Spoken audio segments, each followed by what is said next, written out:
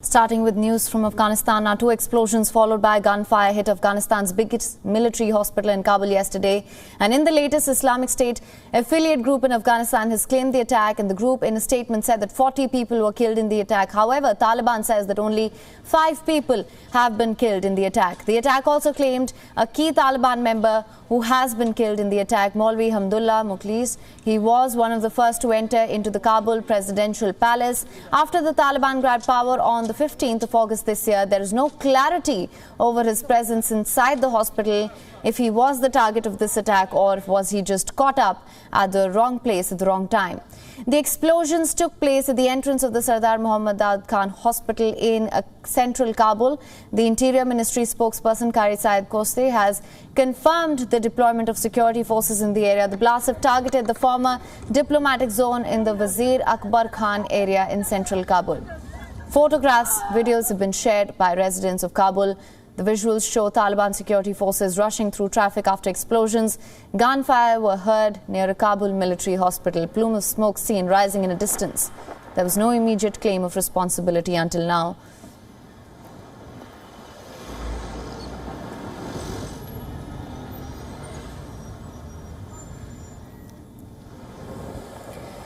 An eyewitness, while explaining the incident to WION sources, said that the explosion took place right next to the main gate on the inner side of the hospital. A number of Islamic State fighters entered and a gun battle broke out between the attackers and the Taliban forces. Ya Allah khair, Ya Allah khair, Khudaya raham kun. Khudaya khair. Khudaya khair as nasib. And WION correspondent Anas Malik is currently joining us from Kabul. He's joining us for more live updates on this. Anas, what can you tell us about this? Well, as we speak, late last night, there was a claim by the ISK, the affiliate of the ISIL in Afghanistan, and they have said that about 5 of their attackers had stormed in the military hospital. They have confirmed what the Taliban were claiming, that one suicide attacker blew himself up at the gate and then 4 attackers rammed into the hospital. That is exactly what the Taliban said. The IS has said that they've killed more than 40 people. The Taliban official statement says that about 7 people were killed, but a senior Taliban security official, on the condition of anonymity, has confirmed to me that about 25 people have been killed. Maulvi Hamdullah Mukhlis, a senior Taliban commander who was considered to be close to the ranks of the Haqqanis, especially to Sirajuddin Haqqani, the interior minister, he has also been killed in this attack. Maulvi Hamdullah Mukhlis was one of the first to enter the Afghan presidential palace on the 15th of August when the Taliban took charge of the country. Right. Now, Anas, Islamic State's offences against the Taliban have been rising since the takeover in August. What does this mean for the security of the Afghans now?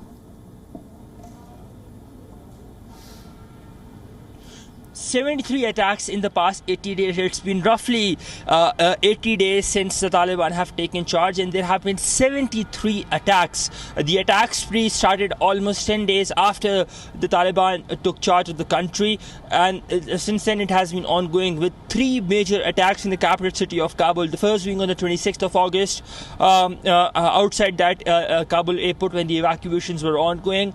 The second being on the 3rd of October, roughly a month back, when the memorial service for Zabiullah Mujahid's mother were ongoing at the outside the Eidgah Mosque, and the third being yesterday at Sardar Daud Khan Hospital. IS has done 73 attacks. The bigger problem, or the bigger worry, is that they have dented Taliban's claim, in which they took great pride with regards to security. That has been greatly dented.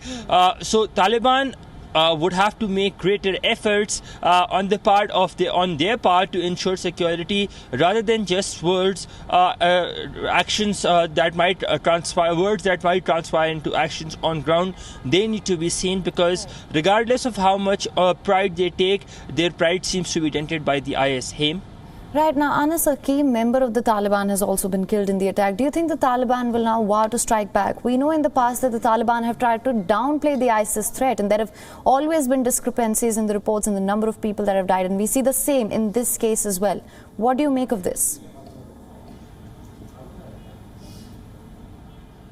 Well, what how we have to look at it is that the Taliban are doing two things. One, they are publicly downplaying the threat of the IS, and the second, that they are continuing with their raids against the IS as well.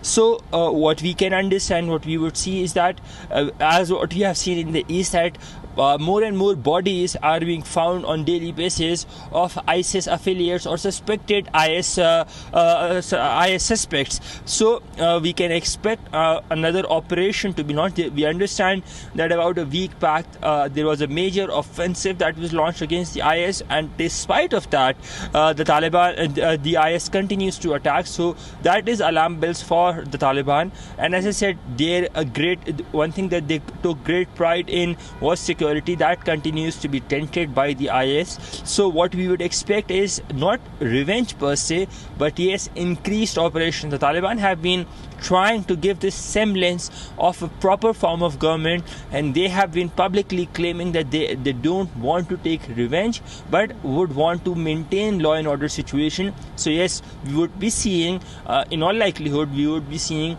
more and more operations and more bodies of suspected IS affiliates being found on the streets of Afghanistan. Haim? All right, Anas, thank you so much for joining us with all those updates. WION is now available in your country. Download the app now. Get all the news on the move.